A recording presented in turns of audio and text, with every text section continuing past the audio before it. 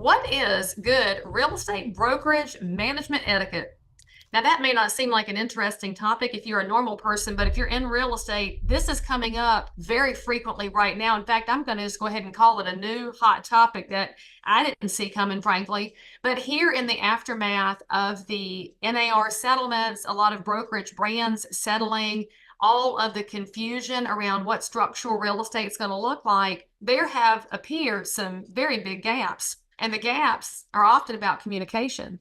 Y'all, I have been astounded by the number of agents that have reached out to me who have not had one peep from their managing broker, broker in charge, supervising broker, or head broker about what to do in light of the settlements about real estate. Now, of course, the settlements are proposed. We don't really know how everything's going to look. Structural real estate is figuring out what next steps are going to look like. There's a lot of advocacy issues that have to get solved. I understand all of that. But the primary job of a managing broker, broker in charge, supervising broker, whatever you want to call them, is to guide and support the agents that hang their license under you. You can't leave them hanging right now. And if you're a managing broker, I hope to goodness you're watching this. And I get that you don't know what to say, that you're scared too. You don't know what the next day is going to look like in real estate. Well, it never has, friends. That's one of the things we purport to love about real estate is that every day it's different and we never know what to expect. Well, this is just a different version of that. It doesn't mean you can't communicate. I will say that that's for me the number one item in brokerage management etiquette is amazing communication.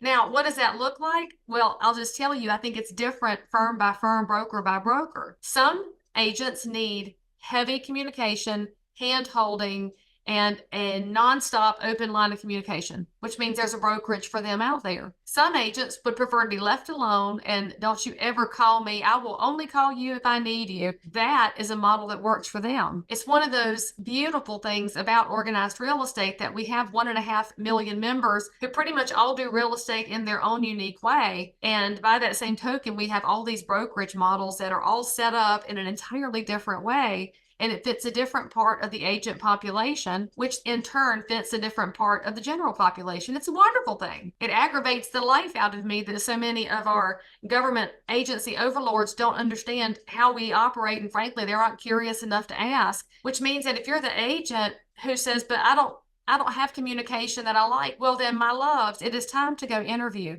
Go talk to another broker in your market because every marketplace, every state, every zip code, wherever you're located, you do have options. Now notice the first option is not you going out and opening up your own shop. Some of y'all are probably equipped for that. Some of y'all have other talents besides trying to run a brokerage business because that may not be your highest and best use of time. But when you think about how you can find the managing broker that will make sense for you, well, first of all, this is brand agnostic.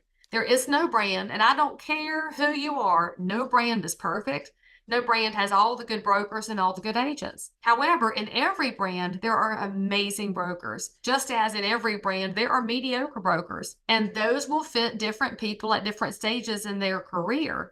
It depends on what you need. So the second big piece of brokerage management etiquette is that values fit between agent and broker, which means the agent, you have to know what you need, and broker, you have to know what you provide. Now, I've been in the business 24 years. I've been in a lot of different broker environments, a couple of which were created by me because I've been involved in ownership since 2003. But the current firm that I have, we are built on availability, which means that my agents don't need me all the time. I might not hear from them for a few days, but then when they need me, by grannies, I know they need me. And so I do everything possible to get back to them as quickly as I can. Because in real estate, we all know that if you have a problem today and it looks like a smoldering little tiny spark, it turns into a massive wildfire so quickly if you are not responding to it in a timely manner. And if you're wondering why that is, well, it's because real estate has all these different humans involved. It's not about picking out some house on the internet and clicking on it.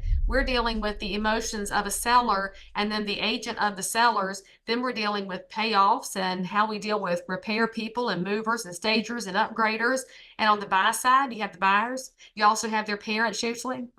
You have the agent, you have the lenders, you have the processors, closers, and underwriters, the home inspector, the surveyor, the appraiser. You got all these people involved. And then suddenly you realize that when all those people are involved, everything feels different all the time. So what does good brokerage management etiquette look like in that? It's an understanding of how the business operates so that you can support your people when any one of those people involved in any transaction goes haywire.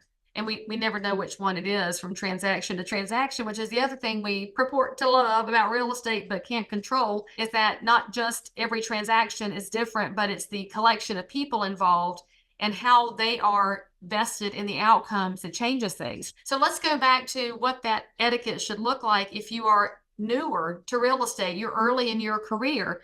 Frankly, you have the most concerns right now as we look at upheaval in the business. Us old guard, we're a little irritated by having to change everything on the whims of some think tank somewhere, but we know it'll all sort itself out and we'll figure it out. If you're early career, you don't know that yet because you haven't yet lived through great upheaval, but it's all right. You should have a broker that tells you we're going to figure it out day by day. I think that's the most important role of a broker right now, is not to have all the answers, because no one does. And anyone who tells you they have all the answers, run fast. But what you should have is somebody who says, based on the information we have, here's how we're going to communicate.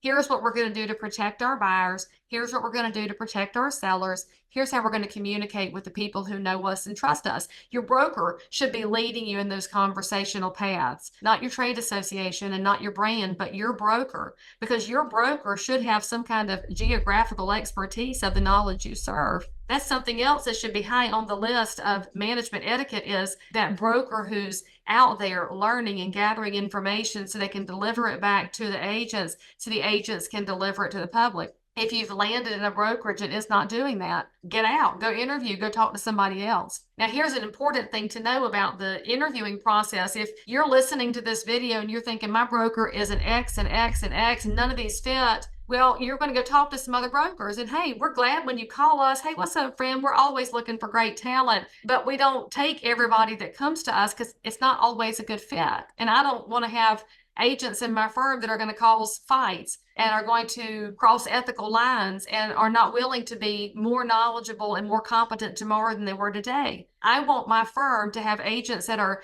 determined to make real estate a more professional experience. So when somebody comes in to talk to me, or they talk to one of the agents in my office, we do not start the conversation with money. And frankly, if you as an agent are starting your conversations with dollars, you need to slow your roll, because the dollars are not the number one thing that matters to real estate. In fact, that's one of the things that should make you question all the viewpoints that are in the mainstream media. Everything they're leading with talks about money, but in real estate, we don't lead with money.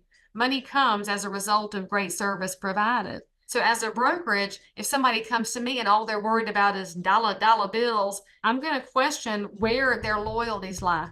Because in real estate, the real estate professional's loyalty should lie with the consumer who hired them. And when that moment when they went from consumer to client, that's what that agent should be concerned about. How do I become a better professional? How do I get people to trust me sooner? What information should I bring forward? How do I differentiate? And then you talk about the money. You've got to get all your priorities lined up. And I think that's the number one thing for brokerage management etiquette, is that when the broker's priorities are lined up appropriately with the agents they serve, everything clicks. If the brokerage has a value set that's different than mine, that's wonderful. They just need to take their value set and align it with the agents that match it. At the core of everything that we do is consumer protection. And did you know consumer protection is better when the broker and the agent are aligned? Now, if it's painful to you to change brokerages, I feel you. It is hard, it's time consuming, and many of you just have inertia because you don't want to fool with it. But ask yourself what the trade-offs are. Is it a little bit of hard work and time right now to get better aligned for future success? Or do you stay put and put up with bad behavior? I don't think any of us put up with it in our personal lives, so don't put up with it in real estate either. Now, if you want to know more about this whole fiduciary clients to customers, follow some of these links, watch some more videos, and let me know what your heartburn is right now. And maybe, just maybe, you can solve this brokerage heartburn this week.